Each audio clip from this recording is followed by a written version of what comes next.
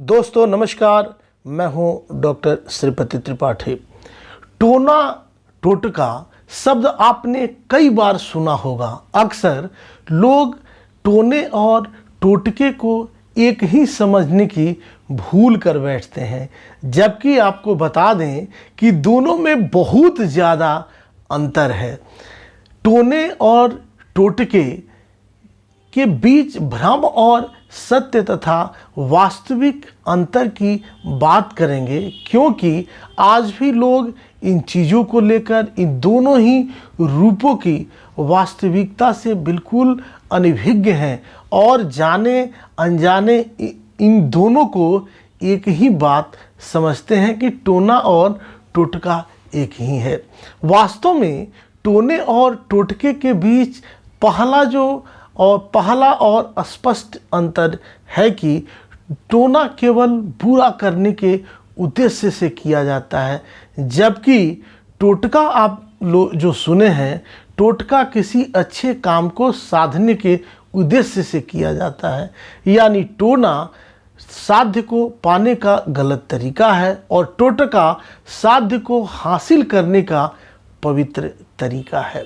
दोनों का प्रमुख लक्ष्य शत्रु हानि है, जो किसी भी दुश्मन के लिए आजमाया जाता है।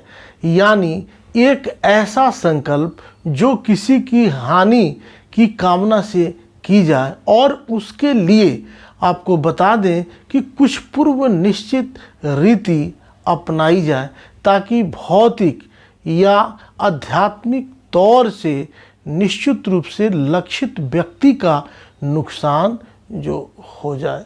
जबकि टोटके में स्वयं के हित रहता है, लेकिन किसी और का नुकसान कतई नहीं होता, किसी और की क्षति की बात बिल्कुल नहीं होती। यहाँ किसी के लिए बुरा नहीं सोचा जाता, सिर्फ अपने लिए अच्छा सोचा जाता है।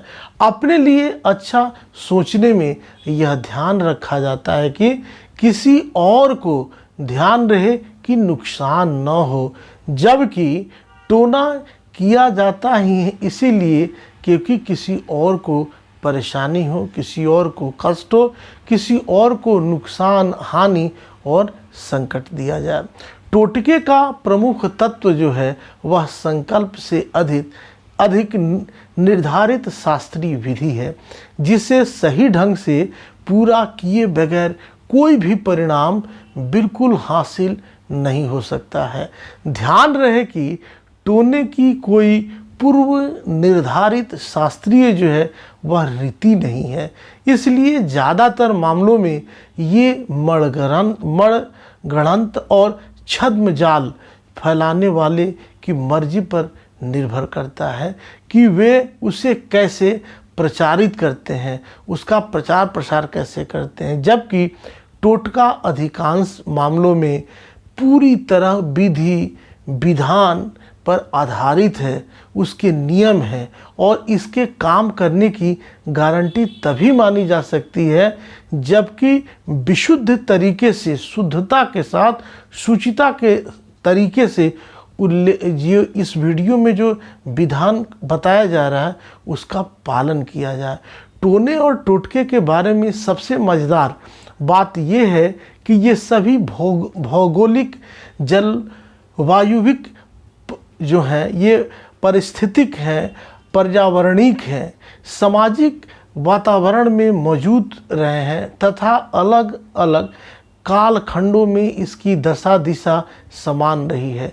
मुश्किल केवल ये है कि यदि इन्हें अफ्रीका के आदिवासी कबीलाई समाज में आजमाया जाता है तो भाषाई व सांस्कृतिक स्तर पर ये एशियाई देशों में अपनाया जाने वाले तरीके से निश्चित रूप से यह जो है यह भिन्न होते हैं।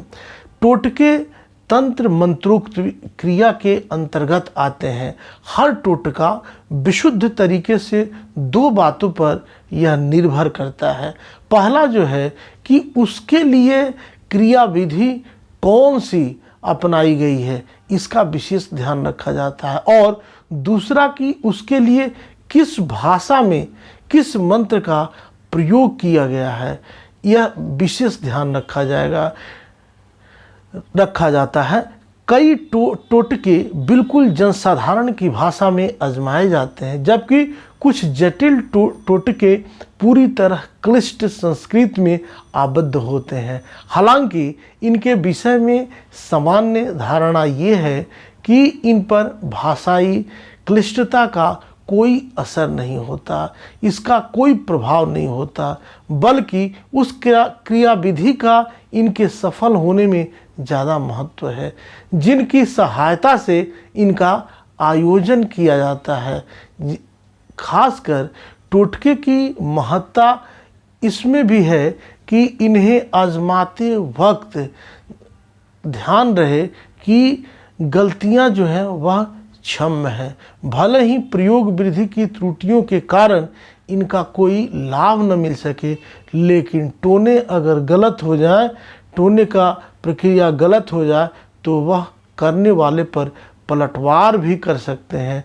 यानी जो स्थिति अपने आप में दुश्मन की आप चाह रहे हैं, अगर सावधानियां नहीं बरती गई और उसमें बिल्कुल ध्यान नहीं रखा गया, तो वह स्वयं आपकी भी हानि कर सकता है, आपकी भी क्षति पहुंचा सकता है।